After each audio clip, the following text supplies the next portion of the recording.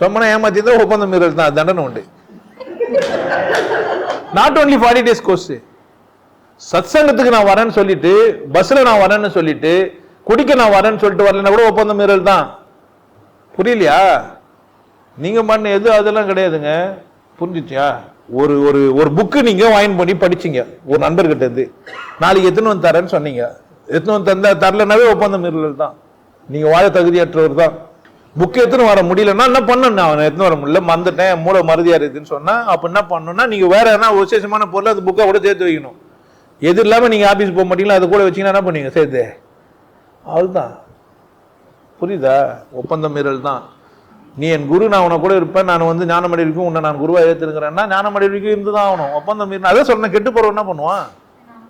ஒப்பந்தம் மீறல்னா நீங்க சொல்லிடணும், மீறக்கூடாதுன்னு நான் சொல்லுங்க, மீறினா சொல்லணும். புரியலையா? நாளைக்கு வரேன்னு சொன்னேன், வரல, புக் ஏத்தாரன்னு சொன்னேன், ஏத்தார முடியல, நீங்களே முன்னாடி போய் சொல்லிடணும். கடன் வாங்கிட்டேன் தர முடியல, நீங்களே போய் முன்னாடி சொல்லிடணும். தரமாட்டேன் எதிர்பார்க்காதீங்கன்னு சொல்லிடணும். இல்லை எதிர்பார்த்துன்னு இருப்பாங்க திருப்பி தருவீங்கன்ட்டு. சும்மா சும்மா கேட்டு இருக்காதீங்க, என்னால இல்ல தர முடியாதுன்னு யார் சொல்லணும்? அதான்.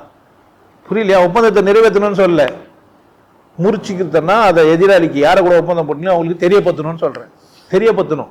தெரியப்படுத்துறது வேற, கட்டாயப்படுத்தி அதை நிறைவேற்றது வேற. நிறைவேற்ற முடியாத ஒப்பந்தங்களை என்ன செய்ய முடியாது. நீங்க கல்யாணம் பண்ணி புள்ள பெத்தரன்னு நீங்க சொன்னீங்க, மலடியோ அல்லது கொட்டனோ ஆயிட்டீங்க, என்ன பண்ண முடியும்?